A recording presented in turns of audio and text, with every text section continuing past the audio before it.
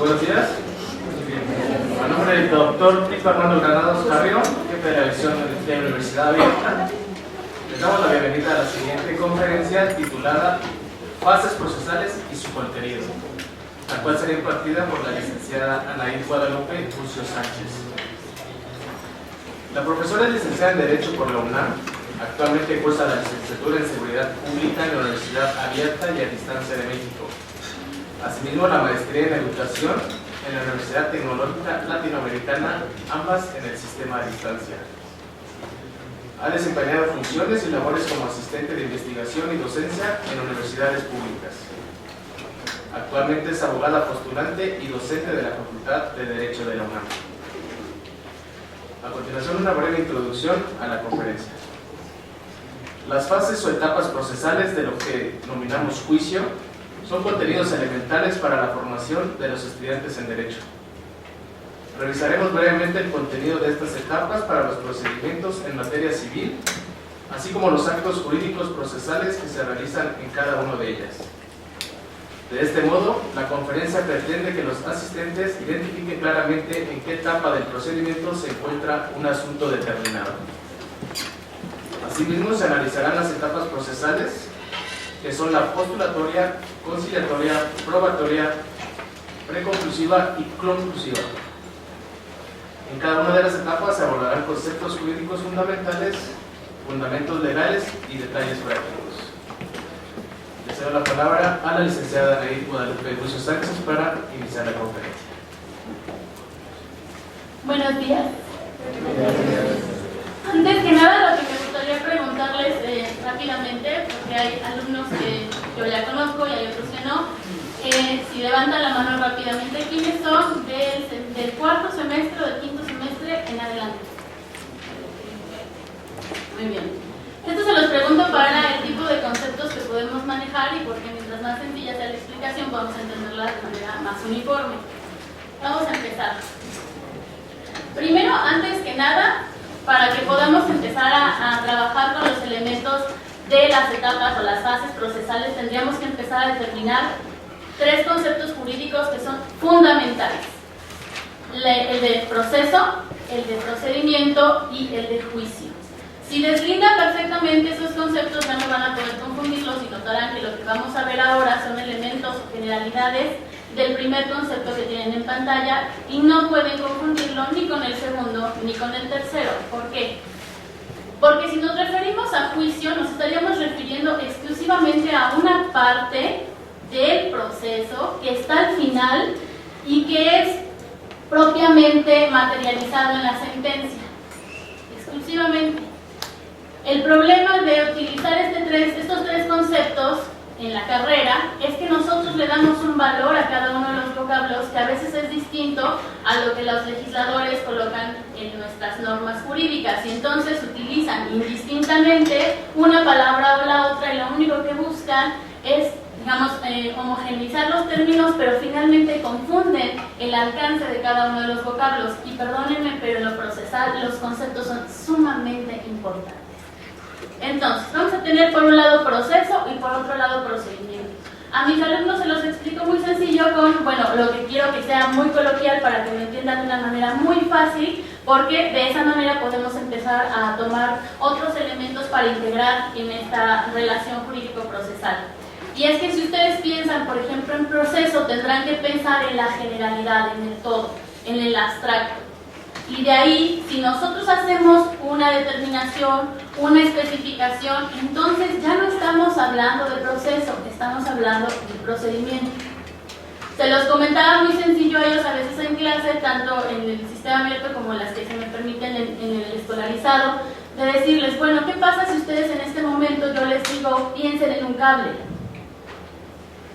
Un cable, el que sea, tal cual. ¿Qué tiene ese cable? Plástico, por fuera, una cubierta, por dentro, filamentos, a veces más cables. Pero probablemente todos pensaron en una forma distinta de cable. Y algunos a lo mejor le pusieron un recubrimiento azul, un recubrimiento rojo, negro, verde. ¿Qué es lo que hace diferente a ese cable? La forma. Si nosotros pensamos en abstracto en un cable, estaremos hablando de en abstracto de proceso. Si nosotros le ponemos una particularidad a ese cable, ya no hablamos del proceso, hablamos del procedimiento. Hablamos de contenidos específicos para cada uno de los desarrollos que se van a realizar para dirimir una controversia en específico. De esta manera, así como sentando rápidamente estas bases, podemos determinar que estos tres conceptos que tienen en pantalla no son lo mismo. Entonces, vamos a... Estas dos definiciones que yo les coloqué aquí son las que me parecieron que tenían el mejor número de elementos para determinar qué es un proceso jurisdiccional. ¿Por qué? Porque primero tenemos que recordar que desde el principio, cuando tenemos una controversia o un problema que requiere una solución jurídica, una de las formas que tenemos para resolver ese conflicto es justamente la manera heterocompositiva, es decir, que un tercero, ajeno a las personas que tienen el conflicto, resuelva ese conflicto. Es decir, podría realizarse de manera heterocompositiva por arbitraje o heterocompositiva por proceso jurisdiccional. Nosotros en este punto nos vamos a centrar en el proceso jurisdiccional. ¿Por qué? Porque es la forma así más técnica de realizarla, y segunda, porque es la manifestación de los poderes del Estado resolviendo un problema de particulares. Se trata de hecho de la manifestación del poder del Estado para dirimir las controversias. Acá, la primera es una definición de Cipriano Gómez Lara. Si atendemos a la última parte del contenido, dice: actos todos que tienden a la aplicación de una ley general a un caso concreto controvertido para solucionarlo y dirimirlo. Desde este punto ya nos está dando cuál es la finalidad del procedimiento jurisdiccional, que es justamente resolver un conflicto planteado por las partes. Finalmente, si mi proceso no resuelve el problema, no funcionaría, no me sirve de nada realizar todo un procedimiento jurisdiccional para que al final no me resuelva el problema. Las partes van al Estado, acuden al juez para que se les resuelva el conflicto. Y en lo que sí no estoy de acuerdo con esta definición, ni con la primera ni con la segunda, es en la aplicación de una ley general a un caso concreto. Y en este caso, yo podría decirles que desde mi punto de vista no es la aplicación de una ley, es la aplicación del derecho, porque a veces la resolución de un conflicto implica la inaplicación de una ley, el control de convencionalidad, el conocimiento de instrumentos internacionales. No es solo una ley, es encontrar elementos de diferentes legislaciones, de diferentes leyes, de diferentes normativas, y entonces eso utilizarlo para resolver un problema. No es solo una ley, es del derecho. Bueno, ¿y por qué para esto toda una conferencia para saber qué es lo que se supone que integra un proceso jurisdiccional? ¿Por qué? ¿Por qué una hora para explicar qué se supone que debe estar contenido en un proceso jurisdiccional?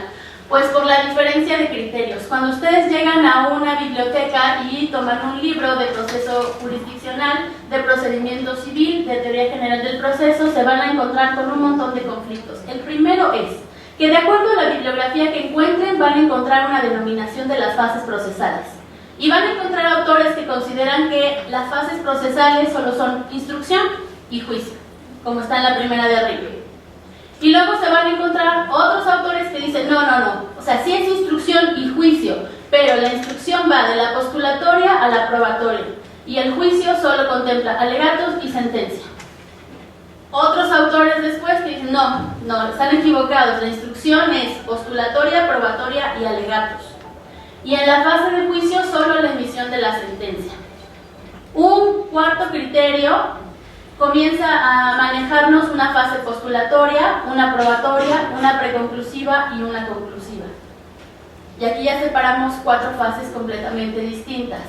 Otro criterio que van a encontrar en otros libros dirá que no, que las fases procesales que siempre debemos considerar son la postulatoria, la conciliatoria, la probatoria, la conclusiva específicamente para los alegatos, y después la decisoria y la impugnativa. Está considerando a los medios de impugnación como parte del proceso jurisdiccional, criterio con el que otra vez no estoy de acuerdo. Y finalmente, una que considera la fase postulatoria, la conciliatoria, la probatoria, la preconclusiva y la conclusiva. Desde mi punto de vista, desde mi formación jurídica, desde la práctica, les puedo decir que el criterio con el que normalmente trabajo es el último, en color azul. ¿Por qué? Porque hasta didácticamente es mucho más fácil de enseñar a los alumnos y de diferenciar en los momentos procesales. La conciliatoria siempre ha sido un problema en la búsqueda de bibliografía, en la búsqueda de investigaciones, porque hay autores que señalan que la conciliación no necesariamente es parte de las fases procesales, porque no se necesita. Atendemos nuevamente a en qué momento se realizó esa bibliografía, porque actualmente existe incluso un órgano especializado del tribunal exclusivamente dedicado a resolver o a atender la mediación, la conciliación, es decir, a dirimir controversias a través de que las partes se pongan de acuerdo. Y la propia legislación procesal nos establece un momento para avenir a las partes, para proponerles llegar a un acuerdo. No es que la podamos sacar nada más así de cualquier situación, no, hay un momento procesal para comenzar a decirles a las partes que tienen esa posibilidad, que es cierto, no es una etapa que se encuentre delimitada o cerrada, centrada a un momento procesal, pero lo que sí sucede es que les estamos dando la posibilidad a las partes de que lleguen a un acuerdo, de que tengan la posibilidad de terminar su proceso previamente.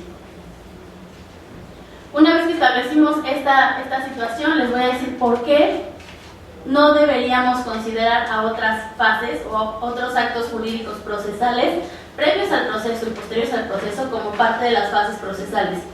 Primero, nosotros cuando revisamos ahora ya el contenido de procesal civil, que es en la materia que nos vamos a centrar, tenemos procedimientos que requieren medios preparatorios a juicio.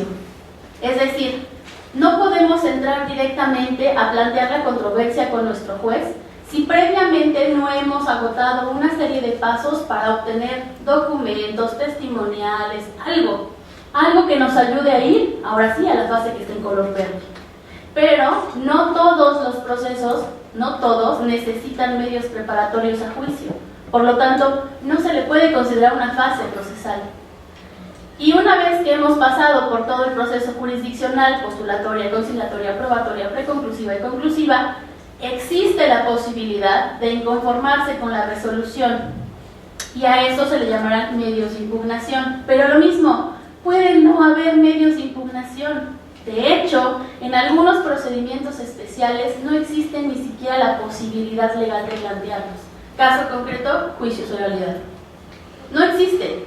La ley determina que contra las resoluciones otorgadas en procedimientos orales, civiles y mercantiles no existe recurso alguno, no hay medios de impugnación. Lo que necesariamente me llevaría a inconformarme, y que conste que dije inconformarme, no impugnar, a través de otro juicio, a través de otra cuestión, otra etapa completamente distinta que no forma parte del proceso, que es juicio de amparo, que no es de ninguna manera un medio de impugnación.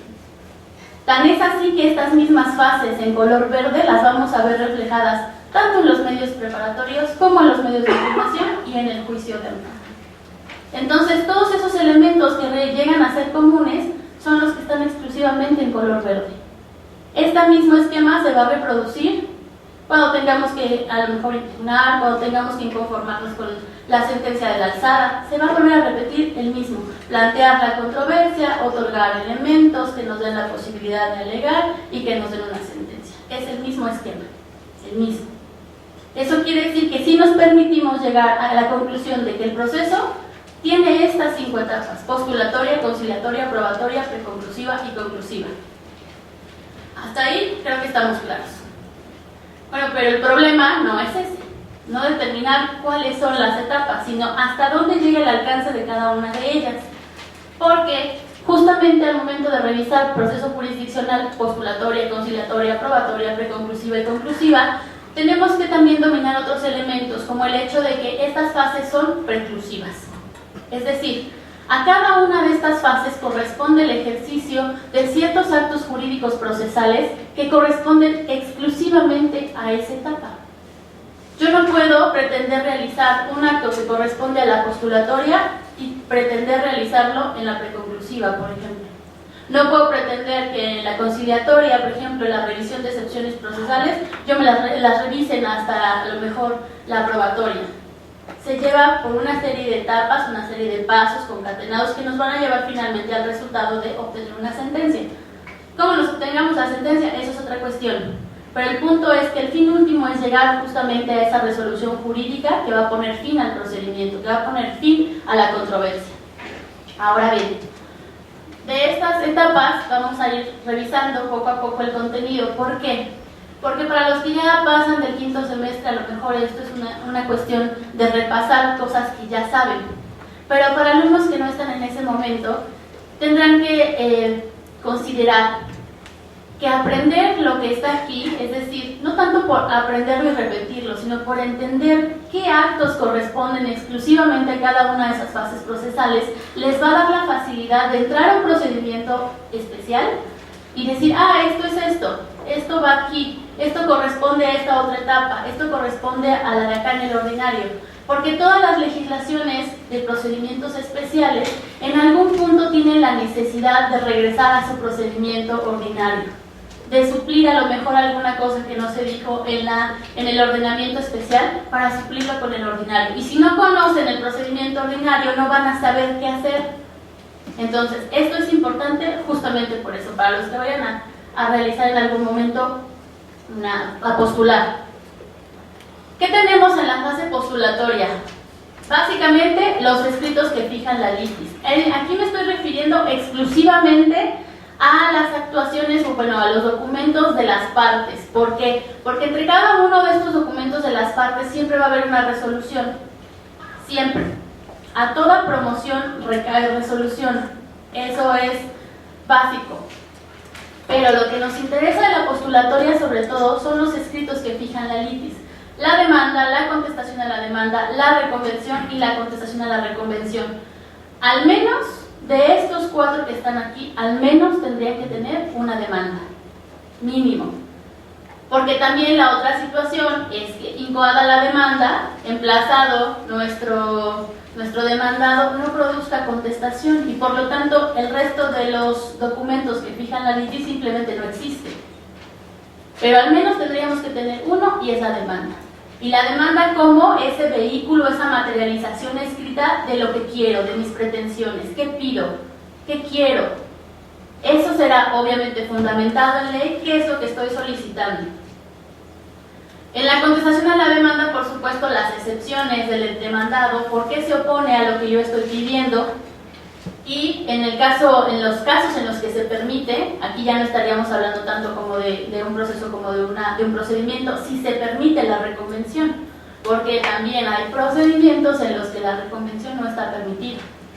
Pero si se admite la reconvención, si la legislación nos lo permite, habrá reconvención, puede existir. Y por lo tanto, una contestación a la reconvención, porque la reconvención de hecho es una demanda. Nada más que los sujetos están cambiados, está volteada, digamos, la relación procesal. Y por lo tanto, tratándose de una demanda, habrá que correrle traslado, habrá que notificar a nuestro demandado en la reconvención para que produzca una contestación. Y luego viene la conciliatoria.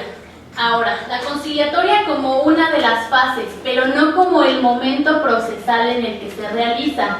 Porque una parte será lo que identificamos como postulatoria, probatoria, conciliatoria, probatoria, preconclusiva y conclusiva, y otra completamente diferente, el momento procesal en el que se realiza. Hasta la fase postulatoria, salvo para ir a revisar los acuerdos y qué nos han dicho, las partes no se han presentado en una audiencia. En la conciliatoria, cuando ya entramos a la fase conciliatoria, entonces podemos decir que ya pueden ir las partes a su primera audiencia, que es la audiencia previa de conciliación y excepciones procesales. Ese es el momento procesal, audiencia previa de conciliación y excepciones procesales. ¿Qué revisamos en esa audiencia previa de conciliación y excepciones procesales? Primero, las excepciones procesales. Lo que corresponde en procedimientos especiales a la depuración del procedimiento. Es decir, a valorar si los presupuestos esenciales se cumplen, si aquellos requisitos indispensables para que podamos continuar con el procedimiento se cumplen, porque si no se cumplen, no podemos avanzar.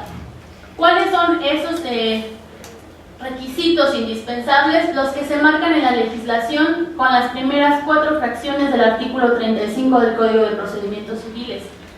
Fracciones 1 a 4 se les llama de previo y especial pronunciamiento, es decir, son indispensables, necesarias. En este caso, la autoridad del órgano jurisdiccional tiene que manifestarse al respecto de estas 4 fracciones al menos para poder válidamente continuar en las etapas, continuar las fases. Si no lo hace, ahí podemos tener un problema de que alguna excepción procesal haya sido obviamente procedente y por lo tanto no podamos continuar. Las más importantes: la incompetencia del juez, la litispendencia, la conexidad de la causa y la falta de personalidad. Estos 4 elementos, si los interpretamos en sentido contrario, nos dan una buena parte de los presupuestos procesales. Es decir, yo puedo empezar un procedimiento, puedo empezar lo que mal llamamos juicio, ¿sí? Tengo un juez competente, no tengo una litispendencia, no tengo una conexidad y mis sujetos tienen, en este caso, la personalidad, la legitimación para acudir válidamente al proceso. Si yo no cumplo al menos con estos 4 requisitos, no puedo siquiera pretender avanzar. Estos elementos tendrán que analizarse en este primer momento procesal que se llama audiencia previa de conciliación y excepciones procesales. Y corresponden, insisto, a los presupuestos procesales. ¿Qué necesito como presupuestos procesales? Un juez competente, que no exista inexistencia de incompetencia, inexistencia de litispendencia, inexistencia de conexidad y que los sujetos tengan la capacidad de la legitimación. Además, obviamente, de tener un litigio, es decir, un problema jurídicamente trascendente que requiera solución jurídica. Después, una vez que se han analizado estos elementos que son de previo y especial pronunciamiento, tendremos la conciliación, es decir, la posibilidad de decirle a las partes que pueden llegar a un acuerdo, a un arreglo, que no tienen que pasar por todas las fases procesales para llegar a una solución de su conflicto, que ellos mismos pueden llegar a una solución de su conflicto. El problema de esto en la práctica resulta a veces, en la mayoría de los casos, de los abogados, de creer que asistir a una audiencia de conciliación no tiene ninguna relevancia, no es útil, no va a ser necesario. ¿Para qué vas? Ni se va a presentar. ¿Para qué vas? No vamos a llegar a nada. No vayas, vamos a perder el tiempo, no tiene ningún sentido. A veces, aquí lo que entra es el criterio de los abogados, su formación, su posibilidad de resolver un conflicto desde el principio. A veces a su cliente lo que le interesa más es el resultado rápido, efectivo, que aventarse un procedimiento de 2, 3 años para que al final le digan que no. Ahí entra mucho la valoración y la estrategia del abogado. Se puede resolver un problema que me plantea un cliente, a veces sí, llegando a un acuerdo. Es válido. Es tan válido que se utiliza para muchas otras situaciones, por ejemplo, los procesos penales. Hay medios alternativos de solución de conflictos, por supuesto, porque el fin último es resolver el problema, no necesariamente es que vaya a la cárcel, no necesariamente es que me pague todo lo que me debe. A veces podemos encontrar una solución antes de pasar por todas las otras etapas. Entonces eso lo dejo a su consideración, es una cuestión que cada uno de los abogados debe tener en cuenta, debe considerar. Una vez que han terminado esta etapa, que se han revisado las excepciones procesales, que se ha dado la posibilidad a las partes de que lleguen a un acuerdo, cerramos esta fase y pasamos a la siguiente. Aquí la preclusión, es decir, la posibilidad de ejercer otros derechos procesales en la siguiente etapa, aplicará solamente para la revisión de excepciones procesales, porque la conciliación, es decir, la posibilidad de llegar a un arreglo, siempre existe hasta antes de que nos citen a escuchar sentencia. Nosotros podemos conciliar en todo ese tiempo, desde la postulatoria hasta antes de que nos citen a escuchar sentencia. Se puede llegar a un acuerdo en todo ese tiempo. No es que la conciliación, ahora sí, como el acuerdo de voluntades, solo esté en una parte específica, sino que se puede encontrar en cualquiera de esas 4. Y luego vamos a la probatoria. Y acá tenemos otro problema. ¿Cuántas fases o subfases en este caso tiene la etapa probatoria? De acuerdo a la doctrina tiene 4. El ofrecimiento, la admisión, la preparación y el desahogo. De acuerdo a muchas pláticas que hemos sostenido, a clases, a práctica profesional y uno que otro desacuerdo con algunos compañeros, con el que de hecho no llegué a un desacuerdo fue con mi profesor, que aquí se encuentra presente, es que este tipo de situaciones tienen más de 4 fases. Una cosa es que solo consideremos que los medios probatorios tienen doctrinariamente 4 elementos, cuando en la práctica revisamos que tienen 6. Ahorita les voy a explicar por qué. En azul tenemos lo que yo voy a denominar ahorita escritos, para genéricamente identificarlos, dónde están. Lo que está en amarillo es lo que corresponde a la división que hace la doctrina, y lo que está en color verde es la división que hacemos en la práctica. Nosotros no llevamos un medio de prueba a un proceso sin antes haberlo anunciado previamente desde los escritos de demanda y contestación, o desde la reconvención y la contestación a la reconvención. Ese es un anuncio. El primer acercamiento con el medio de prueba es decirle al juzgador que lo vamos a llevar, que hay testigos que se enteraron, que tenemos los documentos. Eso se hace en los hechos de la demanda. No estoy ofreciéndolos formalmente, solo estoy manifestando que los tengo, que existen, nada más. Después ya hay un ofrecimiento formal. En este caso, en el proceso ordinario civil, existe un momento en el que se convoca a las partes para que hagan su ofrecimiento formal a través de un escrito, al que recae obviamente una resolución judicial, y en ese mismo escrito, cuando se admiten o se desechan los medios de prueba, se ordena su admisión o su desechamiento, porque no necesariamente por haberlas ofrecido me las van a admitir. Las que se admiten entonces se prepararán, y las que se preparen y estén listas para la audiencia se desahogarán. Pero hasta ahí se queda la doctrina. Y lo cierto es que falta una etapa bien importante.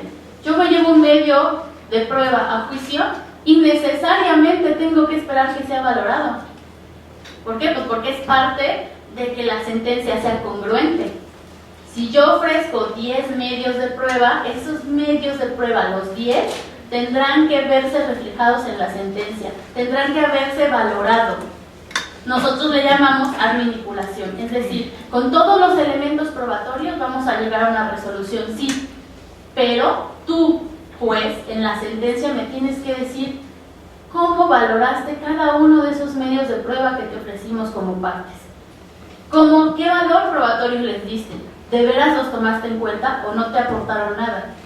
Pero me lo tienes que colocar en la sentencia, me tienes que decir para qué te sirvieron. Por lo tanto, la etapa probatoria no es que simplemente esté después de la conciliatoria, después está la probatoria e inmediatamente está la preconclusiva, ¿no? Hay 2 tiempos que están diferentes, que no coinciden nada más con esta etapa probatoria doctrinariamente conocida. Uno es el anuncio de los medios de prueba, que está desde los escritos, y la otra, la valoración que le da el juzgador al momento de emitir su sentencia. Hasta ahí podemos decir que existe todavía algo que tiene que ver con lo probatorio. ¿Por qué les fundamento esto? Bueno, pues en el artículo 95 del Código de Procedimientos Civiles para la Ciudad de México, que habla sobre los documentos, que más bien que preceptúa acerca de los documentos que se deben de acompañar necesariamente a una demanda, en la fracción segunda se establece, esto es un resumen del precepto, por favor no lo vayan a considerar como de todo porque a esto le falta contenido todavía, esto es lo más importante de ese numerario. Los documentos que, tienen que adjuntar necesariamente a su demanda o a su contestación, los documentos en el que el actor funde su acción y aquellos en el que el demandado funde sus excepciones. Es decir, desde ese momento ya estoy aportando medios, ya estoy aportando documentos, no los estoy ofreciendo formalmente, los estoy anexando a mi demanda, a mi contestación, a mi reconvención, a mi contestación, a mi reconvención. ¿Por qué? Porque es un requisito que me establece la ley. Me dice también, nos establece también el código, que si las partes no pueden presentar esos documentos en los que funden sus acciones o sus excepciones, declararán bajo protesta de decir verdad por qué. Señoría, el documento que yo necesito es tal para probarte esto, pero en este punto yo no puedo presentártelo. manifestándote bajo protesta de decir verdad que estoy imposibilitado para solicitar copias, para que se me expida, para que todo lo que quieran. Ese documento con el que le manifiestan tendrá que ser parte de la demanda, es decir, ya lo solicité, pero me lo negaron. Ya lo pedí y está en trámite. Pero tengo necesariamente que hacerle saber al juez que ese documento o lo estoy tramitando o ya me lo negaron y no lo puedo presentar. Y entonces sí, con su auxilio, pedir a la persona o institución que lo tiene que lo lleve al proceso. En esa misma fracción segunda, salvo disposición legal en contrario o que se trate de pruebas supervenientes, y la prueba superveniente la analizaremos posteriormente, de no cumplirse por las partes con alguno de los requisitos anteriores, no se les recibirán las pruebas documentales que no obren en su poder al presentar la demanda y la contestación. Ahora entonces dime, doctrina, ¿no se supone que tenemos una fase probatoria donde tú dices que formalmente tengo que anunciarlos? ¿Tengo que ofrecerlos? Si yo en la fase probatoria llevo un documento que desde la demanda no anuncié, no me lo van a aceptar. Válidamente, porque desde el momento en el que el artículo 95 me está estableciendo la obligación de colocarlo, anexarlo necesariamente a mi escrito de demanda y contestación, me está colocando una carga, es decir, presentarlo en ese momento y no en otro. La fracción tercera, bueno, hace una referencia muy parecida, porque con la demanda y la contestación se acompañarán todos los documentos que las partes tengan en su poder y que deban de servir como pruebas de su parte. Y los que presentaren después, con violación de este precepto, no les serán admitidos, salvo que se trate de pruebas supervenientes y esa es una cuestión aparte. Pero si yo no llevo un documento desde mi escrito de demanda y contestación, no se me admite. Así que sí existe un periodo previo. Legalmente existe un periodo previo al ofrecimiento, que es justamente este, llevarlo al proceso desde mi escrito de demanda y contestación, so pena de que no me lo reciban posteriormente. Ahora vamos a revisar, una vez que hemos analizado esta parte, me voy a regresar un poquito. Cuando llegamos a la fase de pruebas, revisamos que era el ofrecimiento, la admisión, la preparación y el desahogo. ¿Por qué no podemos revisar específicamente cada uno de estos elementos? Pues porque el desahogo de los medios de prueba, su preparación y su desahogo también depende mucho del procedimiento. Tenemos procedimientos ordinarios y procedimientos especiales. Y en los procedimientos especiales anunciamos y ofrecemos pruebas desde los escritos de demanda, contestación, reconvención y contestación a la reconvención. Y la preparación de esos medios de prueba siempre va a ser determinada por el medio de prueba en específico. Yo no preparo igual una testimonial que en el proceso ordinario que lo que voy a preparar de testimonial en el procedimiento oral, por ejemplo. No preparo igual una confesional para el oral mercantil o oral familiar como la prepararía para un procedimiento ordinario. De acuerdo al medio de prueba que voy a preparar, que voy a desahogar en el juicio, entonces será la preparación que voy a realizar. Y eso lo determina la ley. Así que de acuerdo al procedimiento que ustedes estén ventilando, tendrán que revisar cómo se preparan sus medios de prueba. En el juicio oral, por ejemplo, se les puede decir que tienen la necesidad de presentar testigos, se les entregan las cédulas de notificación y ustedes se hacen cargo de avisarle a sus testigos y de llevarlos el día que tienen que presentarlos. En los procedimientos ordinarios se les establece que tienen que presentar y entonces tendrán que notificar primero, es decir, elaborar un instructivo, una cédula de notificación, hacer una cita con su actuario, tomar esa cita, llevar la notificación, que válidamente se la reciban con las características que la propia ley les establece para que entonces podamos considerar que ese medio de prueba ya se encuentra preparado. Eso lo determina el procedimiento que estén ventilando. En los procedimientos ordinarios tienen esa gran posibilidad de que el órgano jurisdiccional los apoya o los auxilia con la citación de personas, con el giro de oficios, todo eso. Pero en los procedimientos especiales y en algunos procedimientos de oralidad les dan la noticia en la audiencia de que si ustedes van a presentar testigos, van a presentar peritos, van a presentar documentos, eso queda a su entera responsabilidad, es su carga. Y si ustedes no lo presentan el día que tengan que desahogarlo, pues simplemente el medio de prueba se declara desierto en su perjuicio. ¿Quién determina esto? La ley. ¿Y qué es lo que tienen que hacer? Pues por supuesto conocer su ley, conocer su legislación, conocer sus procedimientos, determinar cuándo tenemos un procedimiento especial y cuándo ya estamos en un procedimiento ordinario, cuándo podemos tomar una herramienta del procedimiento ordinario para poderla llevar a un procedimiento especial, en qué casos se puede, en qué casos no. Esto lo van a ver con mucha práctica, pero las generalidades son estas. Y finalmente vamos a llevar casi al último de nuestra conferencia, que es la fase preconclusiva o la fase de alegatos. ¿Qué son los alegatos, para empezar? Los alegatos en el sentido ordinario, porque cuando ustedes se acerquen a su legislación, sobre todo los que ya van en octavo, noveno, décimo semestre o en octavo semestre hacia adelante, encontrarán que en los procedimientos especiales a veces hay dos tipos de alegatos, unos que se llaman alegatos de apertura y otros que se llaman alegatos de clausura. En el procedimiento ordinario tenemos solo un tipo de alegatos, a los que llamaremos solo así, alegatos, y que corresponden más a los alegatos de clausura de otros procedimientos especiales. ¿Qué son los alegatos? Son argumentos lógicos, jurídicos, razonamientos lógicos, jurídicos que tienen que hacer las partes para poder manifestarle al juez por qué acreditaron lo que manifestaron en su demanda o en su contestación. ¿Por qué? ¿De dónde se desprende válidamente que la sentencia tiene que resultar favorable para una parte o para la otra? Estos alegatos tienen que retomar y resumir el desarrollo completo del proceso para advertirle al juez cómo se acreditaron las pretensiones o cómo se acreditaron las excepciones, cómo tiene que resolver. Es un ejercicio de razonamiento lógico jurídico importante y es importante que lo realicen porque es el último momento que pueden incidir directamente en el juez. A lo mejor hay elementos que el juzgador no ha considerado o hay elementos que podrían resultar muy importantes si no se ven a simple vista. Pero de un buen razonamiento lógico jurídico podemos tomar que la ley específica establece esto, del procedimiento deriva esto y en consecuencia tú debes resolver de esta forma. Y probablemente el juez no lo vea.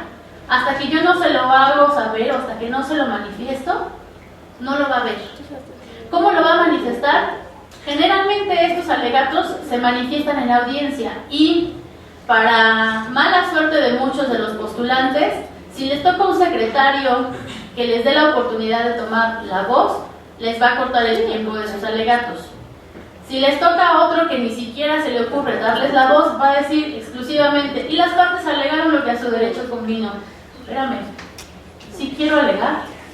Está prohibida la práctica de dictar alegatos, pero puedo resumir en argumentos muy específicos qué es lo que estoy pretendiendo, qué sí logré o qué no se logró. ¿Por qué? Porque son partes esenciales del procedimiento. Alegar, de hecho, es parte del debido proceso. Jurisprudencialmente hablando, es parte del debido proceso. Les voy a mostrar ahorita una jurisprudencia que es justamente la que en este caso quiero que revisemos, porque esta jurisprudencia es la que nos da los elementos de cuáles son las formalidades esenciales del procedimiento, qué se considera como debido proceso.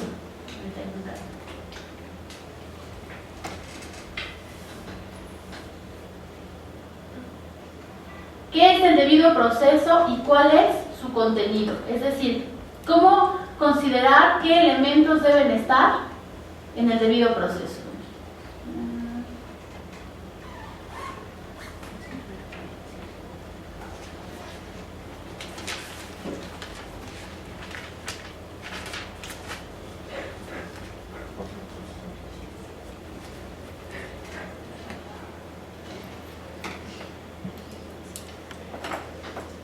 Dentro de las garantías debe considerarse las formalidades esenciales del procedimiento, es decir, esos elementos indispensables que deben llevarse a cabo en un proceso jurisdiccional, independientemente de lo que sea, para considerar que el proceso está cubierto.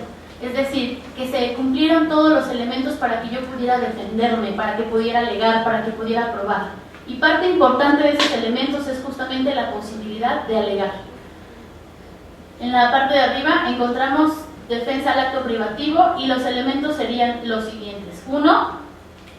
La oportunidad de ofrecer y desahogar, la notificación del inicio del procedimiento, lo que correspondería en nuestros casos con el emplazamiento. Es decir, ser notificado de que existe un asunto en el que yo tengo una injerencia, que me están avisando que existe, pero también importante, que tengo la oportunidad de defenderme. No solo es la notificación, me están haciendo saber que me puedo defender. Esa es la más importante de las cuestiones. La segunda, la oportunidad de ofrecer y desahogar las pruebas en que se finge la defensa. Obviamente la posibilidad de probar, de defenderme, con elementos, de aportar medios de prueba. La tercera, la oportunidad de alegar. Esta última parte donde yo le hago saber al juez por qué el fallo debe ser a mi favor. Bajo qué razonamientos y tomando en cuenta qué preceptos jurídicos debe dar una sentencia favorable a mi causa. Y la cuarta, obviamente, una resolución que dirima las cuestiones debatidas y cuya impugnación ha sido considerada. En este caso, diremos que sí, que efectivamente existe la posibilidad de inconformarse con esa sentencia, pero no necesariamente puede existir esa necesidad de impugnación. Quizá tenemos una sentencia en la que las partes están conformes con lo que el juez ha sentenciado y por lo tanto no requieren impugnación, no se van a inconformar. Probablemente cumplen voluntariamente los menores de los casos, pero no necesariamente hay impugnación. No necesariamente me voy a ir a un juicio de amparo después, porque resulta que en la alzada también me dijeron lo mismo.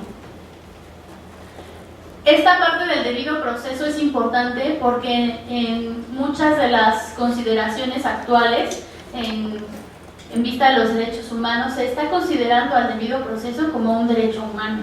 Y por supuesto, al considerar el debido proceso como un derecho humano, pues a todos los elementos que lo integran como parte de ese derecho humano.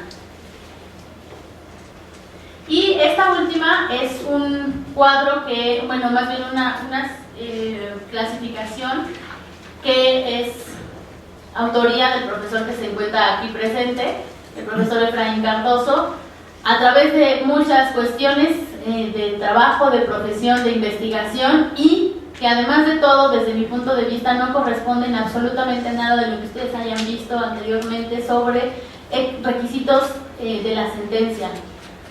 Ni de fondo, ni de forma, porque ustedes están acostumbrados a ver lo de siempre: proemios, resultandos, considerandos y puntos resolutivos. Congruencia, exhaustividad, motivación. Eso es lo que conocen normalmente como elementos de una sentencia. Y les podría decir válidamente que no porque tenga esos elementos va a resolver su problema. Pero lo que sí puedo decirles es que en vista de la práctica profesional y tomando la legislación como uno de los elementos, les puedo decir que indiscutiblemente toda sentencia debe tener estos elementos de forma: identificación, narración, motivación, resolución y autorización. Es decir, tiene que decirnos válidamente qué juicio está resolviendo. No estoy entrando al fondo, estoy entrando a lo que yo veo de la sentencia, nada más de tomarla entre mis manos y empezar a descubrir sus elementos. Hasta arriba voy a tener de qué juicio se trata, quiénes son las partes, cuál era el órgano jurisdiccional, qué es lo que está resolviendo, qué tipo de procedimiento o proceso estamos viendo. Eso es indiscutible. ¿Por qué? Porque también sucede que en la práctica, de acuerdo a la carga de trabajo, la identificación es incorrecta. Porque a veces los juzgadores tienen tantos asuntos que resolver y tantas sentencias que emitir que copian y pegan del mismo formulario y se les van nombres, fechas, datos que no corresponden al procedimiento específico, que no corresponden a lo que efectivamente está resolviendo. Se los puedo decir válidamente porque en algún momento que yo llegué a uno de los juzgados, una señora me dijo: oiga, ¿me puede ayudar? Y yo dije: sí. Es que fíjese que este no es mi hijo. ¿Cómo que no es su hijo? No entendí. En el admisorio le habían, en esta resolución judicial, le habían colocado pues, la resolución, digamos, de machote, y los nombres de los menores que aparecían en esa resolución efectivamente no eran sus hijos. Entonces me dice: es que mi hijo no es mi hijo. Perdóneme, no le entiendo, déjeme leer su resolución porque no entiendo qué me está planteando. Claro, señora fulanita de tal, madre de los menores, todos los demás de los nombres, en este caso iba en representación de los menores, fulanito, fulanito y fulanito. Es que estos no son mis hijos. persona que está en ese momento sin absolutamente nada de conocimiento y efectivamente, señora, no son sus hijos, permítame, acompáñeme, la llevo con el secretario de acuerdos para que le corrija porque efectivamente que hay un error. No le puedes decir nada más en este instante, pero eso era un advisorio. Ahora imagínense que eso pase en una sentencia. ¿Y qué? Que sí pasa. Es que con la carga de trabajo de los órganos jurisdiccionales puede llegar a pasar. ¿Que revisan una y otra vez? Pues sí, pero puede llegar a pasar. Los errores existen, son humanos. Después va la narración, es decir, lo que ustedes conocen como los considerandos. Todo el desarrollo, la capacidad de síntesis y todo lo que se tiene que realizar, todo lo que se hizo en el proceso, todo va vertido ahí. La motivación, es decir, los fundamentos. ¿Cuáles son los fundamentos de derecho? De derecho y no de ley. Regresamos a las definiciones.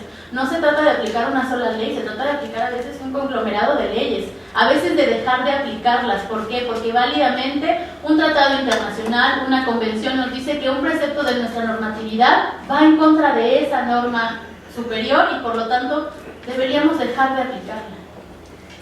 A veces no solo es la aplicación de la ley, a veces también es la inaplicación de la ley. Después la resolución, lo que ustedes ahora sí ya conocen como los puntos resolutivos. ¿A qué llegó? ¿Se condena? ¿No se condena? ¿Qué se tiene que hacer? ¿A qué llegó? ¿Cuál es la última parte? Y así nada más de verlo, ¿eh? Y al final las firmas, la autorización, un documento, una resolución sin firma no es una resolución. Y pasa mucho también que uno llega a revisar el acuerdo y trae nada más una firma, porque al secretario o al juez se le olvidó poner la suya. Firma entera y de los dos. Porque finalmente el que está autorizando es el secretario y tiene que firmar. Y a veces nada más viene la firma del secretario, pero no viene la del juez. En económico uno pasa con la secretaria y le dice, ¿qué quiere que le falta? Le falta la firma. Ay, sí, permítame, se lo queda para llevárselo a firma. ¿Por qué? Porque no podrían válidamente haber publicado un acuerdo sin una firma. Así no se puede, no deben. Pero se hace. ¿Por qué? Porque con el cúmulo de trabajo, a lo mejor la torre de expedientes de firma no pasó completa firma. Y se les fue uno o dos. Pasa, sí. Y eso hay que resolverlo en ese instante directamente en el tribunal. Y la otra, ya entrando al fondo, pues obviamente que nos cuenten qué pasó, la fijación formal de los hechos, cómo se dieron las cosas. Esto va en correspondencia con lo de arriba, pero el punto es que sean congruentes una con la otra. El silogismo lógico que importa el fallo, que en este caso va a ser la motivación, cómo tomando las normas del derecho llegamos a una aplicación concreta, porque finalmente es la aplicación del derecho a la resolución de un caso concreto. ¿Cómo lo aplicamos? Es decir, qué elementos jurídicos utilizamos para poder aplicar esa norma o esa serie de normas a ese caso específico que fue planteado por las partes. Obviamente ley de la congruencia, y en este caso lo que les decía por ejemplo acerca de los medios de prueba. Si yo ofrecí 10 medios de prueba pero en mi resolución nada más están considerando 2, ¿qué hiciste con los otros 8? ¿No los valoraste? Dime por qué. Dame el fundamento, ¿por qué no los tomaste en cuenta? Válidamente pudo no haberlos tomado en cuenta. No le aportaron nada, fueron ociosos, sí, pero te lo tiene que manifestar, porque de otra forma no estaría siendo congruente con todo lo que promovimos las partes. Y por lo de y esta es la última parte, que por eso también consideré mucho colocar esta parte del esquema, esta parte de la división, porque en esta consideración del profesor Efraín Cardoso, sí viene la valoración de las pruebas como una parte fundamental de la sentencia. Porque al final, si yo ofrezco medios de prueba, los ofrezco para que los valoren, los ofrezco para que los tomen en cuenta, no los ofrezco nada más porque sí. Finalmente lo que pretendo con un ofrecimiento de pruebas es, obviamente, reforzar mis pretensiones o reforzar mis excepciones. Necesito que las valores. ¿Cómo los valores y por qué sistema? Eso probablemente no lo pongan completamente ahí, porque es algo que normalmente ya se hace como la práctica profesional, entonces no es necesario que nos valore qué sistema, pero para que los conozcan, un sistema libre, un sistema tasado, o un sistema mixto, o un sistema de sana crítica. Los que ya están en semestres posteriores perfectamente identificarán en qué consiste cada uno de estos. Los que no se preocupen, no lo van a ver ahorita, lo tienen que ver en procesal civil. Y después, obviamente, la única modificación que yo hice a estos elementos fue colocar el juicio. esta última parte donde efectivamente ya tenemos la determinación del órgano jurisdiccional, donde la decisión ya se manifiesta. Es decir, después de haber hecho todo este procedimiento, después de haber pasado por todas estas fases procesales, después de haber valorado y sometido a consideración todo, ¿a qué conclusión llegaste, juez? Ahí está entonces lo que ya llamamos juicio, es decir, ese razonamiento lógico jurídico que hace el órgano jurisdiccional en representación del Estado para resolver esa controversia. ¿A qué llegaste? Eso es lo más importante de toda esta parte de resolver un conflicto. Finalmente, que se resuelva el conflicto. Y por supuesto que este juicio, que esta emisión de juicio efectivamente resuelve el problema. Porque un procedimiento que no resuelve, que me deja salvos mis derechos, no me sirvió de nada. Y entonces, no quise llegar a un acuerdo en la conciliatoria porque me voy a esperar hasta que me den el sí, hasta el final en la sentencia. Y resulta que al final me dejan a salvo mis derechos y mi cliente ya pasó 2 años, 1 año, y al final no le pude resolver nada, cuando a lo mejor podíamos llegar a un acuerdo. Es cuestión solo de dejarlo a consideración de los abogados, de qué estrategia legal siguen. Pero también hay que considerarlo. Puede ser que al final en el juicio resulte que me dejan a salvo mis derechos y entonces el fin último del proceso jurisdiccional, que es dirimir la controversia, no se cumplió. ¿Dudas, señores? Por mi parte creo que esto sería todo. Dos segundos. ¿Hemos decidido en sentencia y tienen llegar a la conciliación? No, ahí ya no. Siempre se puede realizar una conciliación hasta antes de que no sirva para sentencia, porque obviamente cuando ya está en la sentencia, ya está para resolver el asunto. Tenían todo desde la postulatoria hasta el momento de que se les citó a ejecutar sentencia para poder llegar a un acuerdo. Y no lo llegaron, no lo lograron. Muy bien, eso es Sí, y sobre todo los abogados. ¿Alguna otra? ¿No? Pues por mi parte sería todo. Muchísimas gracias.